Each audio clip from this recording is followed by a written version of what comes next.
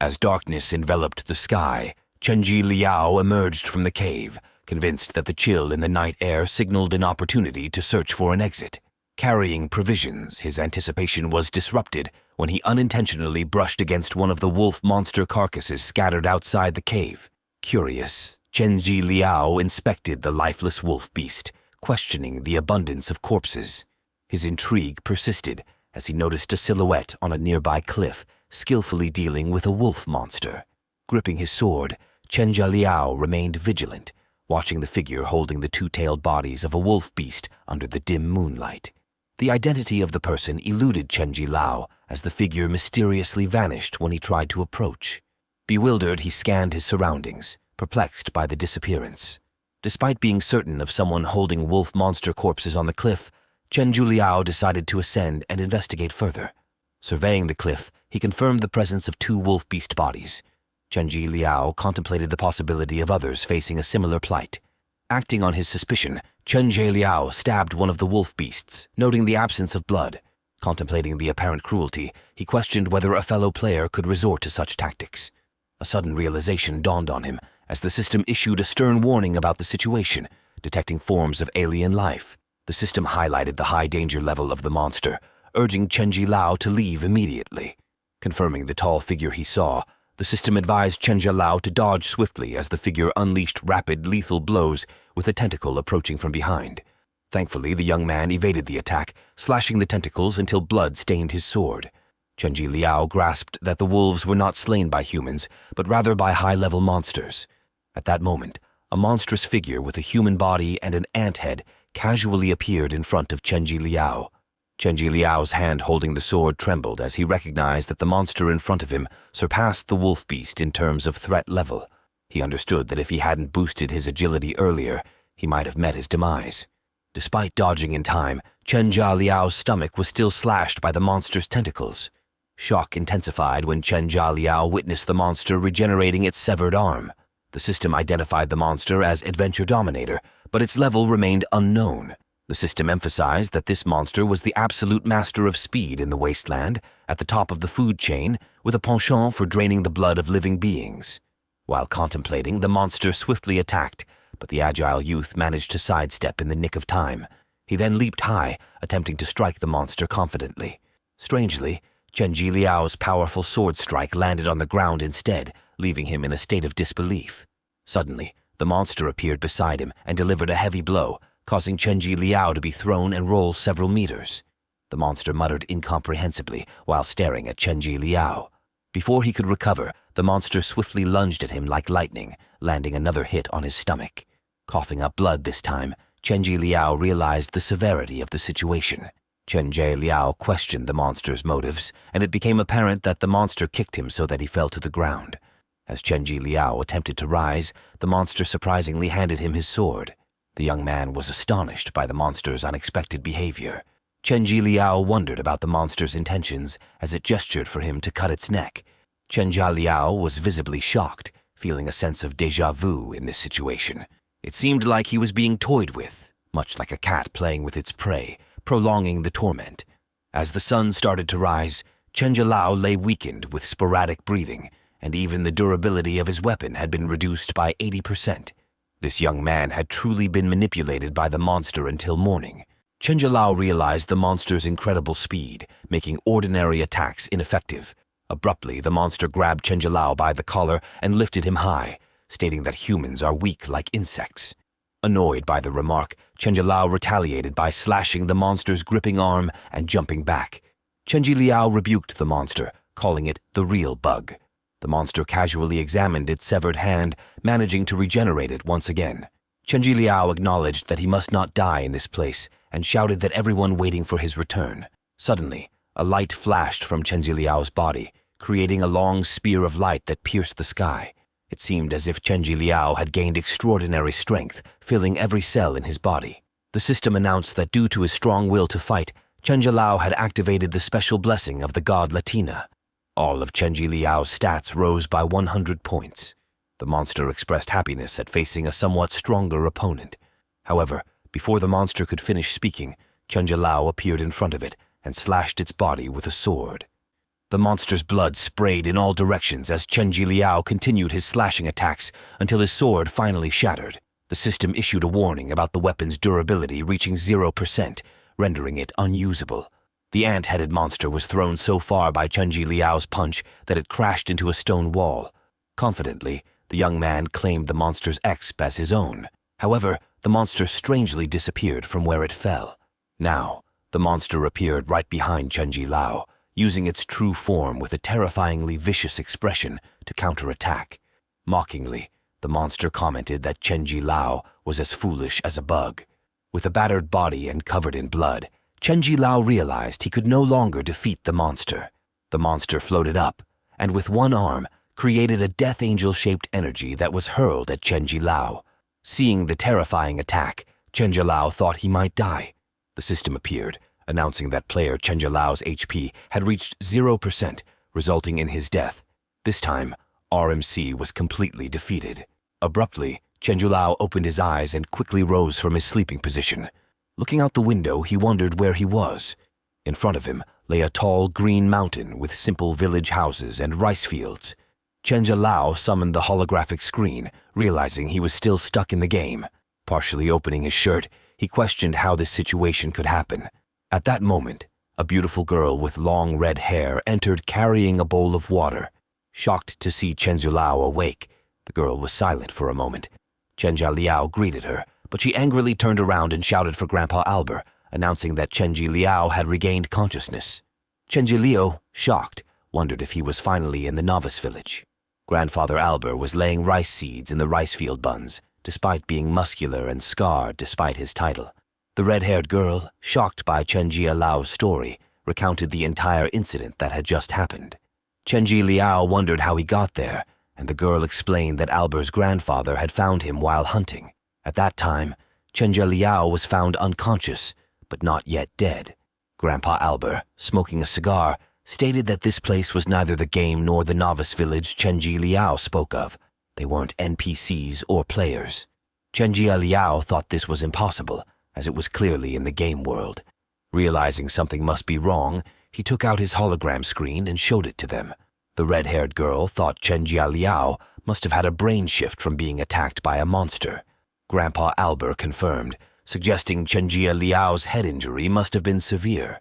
Chenji Liao was annoyed that the GM couldn't be contacted, and Xiaomi's account ID was still missing. Chenji Liao shouted in front of the hologram screen that he wanted to go home. Grandfather Alba replied that no one could get out of this place, the Latinia Desert. Chenji Liao asked why and how wide it was, suggesting the desert must have an end. Grandpa Albert explained that they were sent to that place every year, but had never seen anyone come out. Chenji Liao should accept his destiny. Grandpa Albert touched Chenji Liao's shoulder and said that every year new people were sent to that place, but he had never seen someone come out. Grandpa Albert asked Chenji Liao to slowly accept his destiny. Then he told Sally to drive Chenji Liao around town. As Grandpa Albert and Sally walked out the door, Chenji Liao thought he was still in the game. Suddenly, the system appeared and announced that Chenji Liao had a new quest, revenge for Kepri's death. Amazed to see the quest, Chenji Liao read the description below. Revived under the protection of the god Kepri, Chenji Liao was required to help the god Kepri escape from his seal and defeat a monster named Navras, who sealed the temple to release the god Kepri. The reward for this mission was obtaining the key to leave the sealed Latina Desert. Reading the instructions made Chenji Liao's palms tighten and his body filled with determination. Currently lying on the green grass under the shade of a tree, suddenly, someone called out to Chenji Liao in a soft voice. It was Sally, who had come looking for him in a beautiful white dress. Sally said she had been looking for Chenji Liao since earlier. The young man apologized, explaining that he just wanted to take a walk to calm his mind. Chenji Liao pointed at a desert far from the village, asking if it was the Latina Desert. Sally replied that it could be considered as such, explaining that the place where they lived was surrounded by the Latina Desert, making all directions from the city part of it. They walked back to town, and Sally asked once again if Chenji Liao truly wanted to find the temple. Calmly, Chenji Liao replied that he would definitely search for the temple. Suddenly, a large attack force flew to cut them both down. Chenji Liao and Grandpa Albert, who had no time to respond, witnessed a large explosion. 3 men with vicious faces appeared, walking to block Chenji Liao and Sally's path. The crew-cut-haired man standing in the middle announced that the prey had been found. Chenji Liao, still alive, coughed amidst the flying dust and smoke. When the dust cleared, the young man was amazed that they had survived, thanks to Sally's strength to fend off the men's attacks. The leader, who stood in the middle, was astonished because his attack was once again parried by Baboon's fire. Witnessing that familiar figure, Sally looked irritated, and Chenji Liao, astonished, asked Sally why those people attacked them. Sally explained that the thieving hunters in the area were more terrifying than monsters because they didn't want to hunt in the Latina desert, so they often resorted to taking other people's belongings. They were a group of ruthless criminals who killed at will. The baboon smiled slyly at that. The youth named Baboon took out 2 swords and emanated an extremely strange dark energy in Chenji Liao's eyes. The baboon stated that last time Sally could run away, but this time he wouldn't let the girl escape from his grip so easily. Hearing that, Sally immediately activated her power, making her long hair fly high. She then asked Chenji Liao to return to Grandpa Albert while she would handle this matter alone. Baboon insisted that Chenji Liao shouldn't go to call the old man, who was none other than Grandpa Albert. The young man requested Sally to come with him, asserting that neither of the girls could harm him at all. Perhaps then Baboon would let go of the person standing by Sally's side. Sally became angry upon hearing this and yelled at Baboon to stop having such dreams. The baboon grabbed his face and smashed it into a large tree nearby. The baboon snapped at Chenji Liao and accused the young man of being trash. With a sly look on his face, the baboon asked who he thought this young newcomer was and how he could lie to himself with such nonsense. The baboon kept pressing Chenji Liao's face against the tree, stating that in this place it wasn't mouths that spoke, but strength. Now it was Chenji Liao's turn to grip the baboon's right arm, a sharp look in his eyes. The young man asked if he was a strange figure, and if this was the power the baboon mentioned when it snapped its opponent's head into a tree without permission. When Chenji Liao raised his hand to strike back at the baboon, the young man managed to jump far enough away. Bobbin cursed inwardly because Chenji Liao's grip had genuinely sprained his wrist. Chenji Liao admitted that baboons were very fast. Even though points had been added to his agility skills, he hadn't noticed the baboon's sudden attack. Sally immediately approached Chenji Liao and asked if the young man was all right. After Chenji Liao replied that he was fine, Sally immediately turned to the baboon and snapped as she asked what the young man wanted. The baboon replied, screaming that he had repeatedly said he would not give up so easily. Chenji Liao knew that the young man's words were convoluted because he was so nervous in front of Sally. Chenji Liao concluded that Baboon really wanted to be Sally's girlfriend. The baboon became even more incensed as he asked if Sally had found a man as her lover. Sally replied that the men by her side were just friends. The baboon was annoyed to hear that and couldn't believe that they were just friends. Baboon challenged Chenji Liao to a fistfight like a gentleman, with full strength and a sly expression. Baboon said that if Chenji Liao won, then he would not bother Sally anymore. Suddenly, the system appeared and announced a secret mission called Shadow Madness. The condition for this victory was defeating the Shadow Swordsman Baboon. The reward for this quest was a map of the lost land of Latina. Chenji Liao was a little surprised to see this notification. He wondered if it was really possible to get out of that place with a map. Finally, this young man accepted the baboon's challenge. Upon hearing that, Baboon immediately channeled dark power into his 2 swords. Sally asked Chenji Liao if it was true that this young man wanted to fight baboons, feeling that Chenji Liao would not be able to win against the baboons because baboons were the strongest shadow swordsmen in this city. Hearing that, Chenji Liao smiled and wondered if baboons were really such strong figures. Sally explained that a swordsman who could wield the power of the dark shadow not only had an advantage in absolute speed, but also possessed extraordinary attack power. The energy sword formed from the shadows could provide a strong destructive force. Baboons might kill Chenji Liao. However, Chenji Liao didn't heed Sally's words and continued to step forward to face the baboon. This young man thought he had already died once, so compared to death, what he wanted most was to get away from that place. Chenji Liao kept trying to attack Baboon, thinking he no longer understood why his good life had become the way it was now. But what is clear is that this young man is determined to beat the baboon first.